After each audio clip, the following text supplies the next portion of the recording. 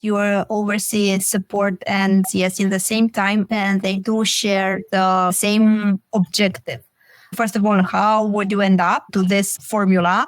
And how do you manage to separate the proactivity, the reactivity? Mm-hmm. Both of them work towards a common goal, but I think their KPIs are extremely different. So tell me more about your team setup. One important thing to know about NodeView.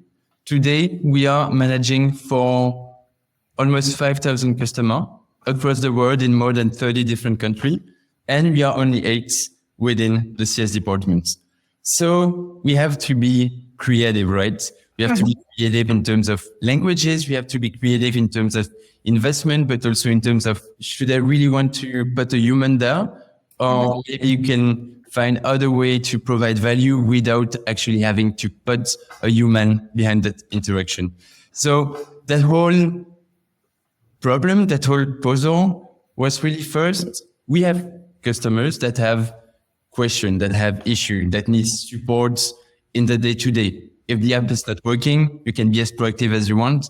They won't be able to shoot the picture. It's going to be a huge issue for them. The first principle was, okay, we need to have reaction. We need to be there whenever they have issue.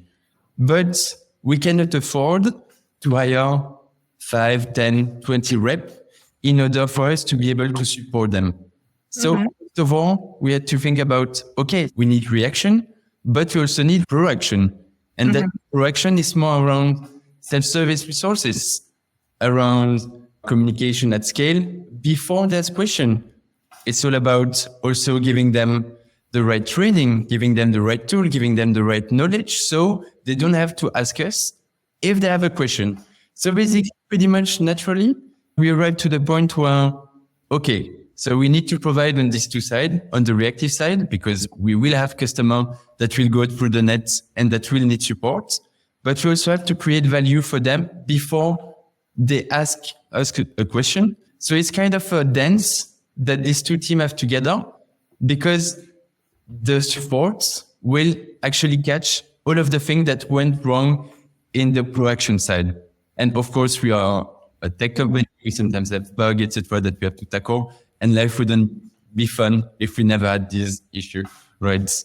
But yeah, that's kind of how I started to create these two teams with clear ownership.